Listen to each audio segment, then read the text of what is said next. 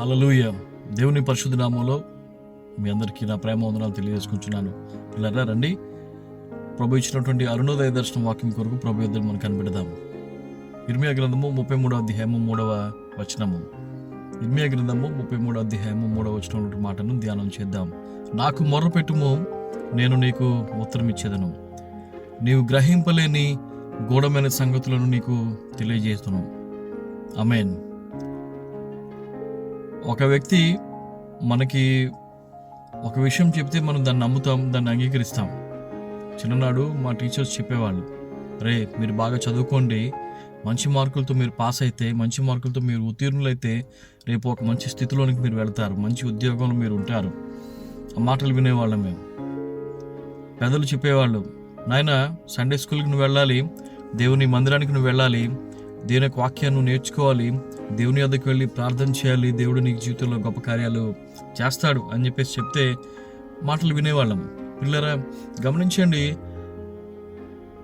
దేవుని సంఘానికి వెళుతూ పాడైపోయిన వాళ్ళు చాలామంది ఉంటున్నారు. నాకు తెలుసు, నేను చూశాను చాలామంది స్కూల్కి వెళ్ళి మంచి మంచి మార్కులు తెచ్చుకుని కూడా పాడైపోయిన వాళ్ళు, ఉద్యోగం లేకుండా ఇదిగో చాలా కాలం నిరుద్యోగులుగా ఉంటున్నటువంటి వాళ్ళు చాలామంది ఉంటున్నారు.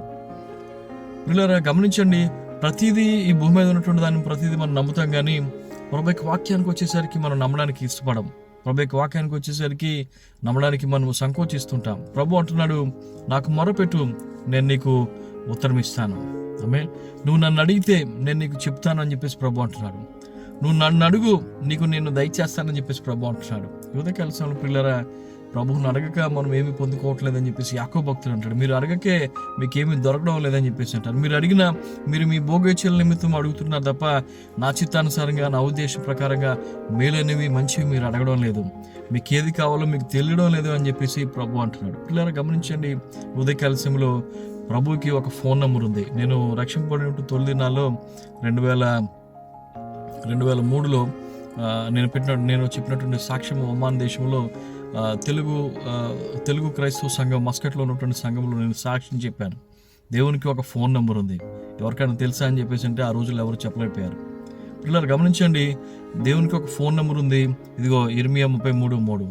మనము ఆయనకి ఫోన్ చేస్తే, ఆయనకి మనం మొర్ర పెడితే అది ఎప్పుడు కూడా స్విచ్ ఆఫ్ అవ్వదు, అది ఎప్పుడు కూడా బిజీగా ఉండదు, అది ఎప్పుడు కూడా మరి సిగ్నల్ అందలేనటువంటి స్థితిలో అంత దూరంలో ఉండదు. పిల్లలు గమనించండి, ఏ క్షణమైనా, ఏ పరిస్థితుల్లో అయినా, ఏ స్థలంలో నుంచి అయినా నువ్వు ఆయనకి మొరపెట్టడానికి ప్రభు నీకు అవకాశం ఇచ్చాడు.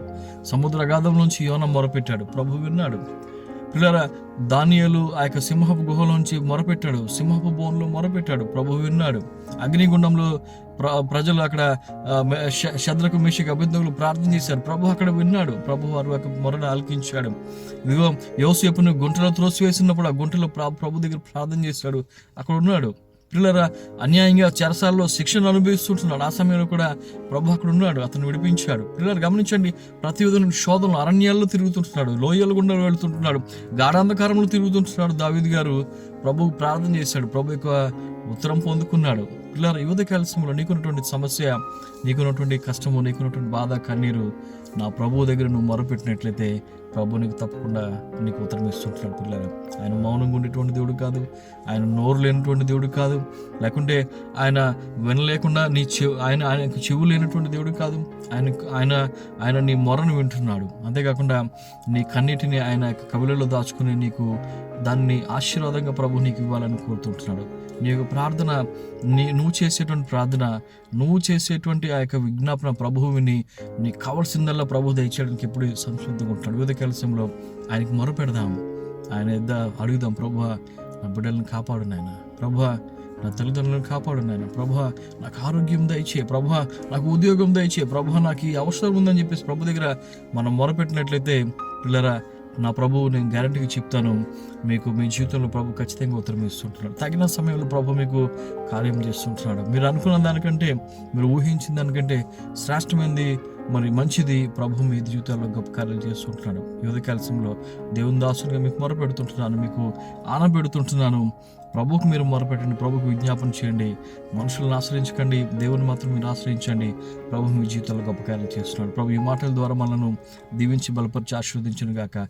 ఈ వాక్యాలు వింటుంటే మీరు బలపడి అనేకులకు మీరు షేర్ చేయండి. ప్రభు మిమ్మల్ని దీవిస్తుంటున్నాడు. God bless you. ఆమేన్. ఆమేన్.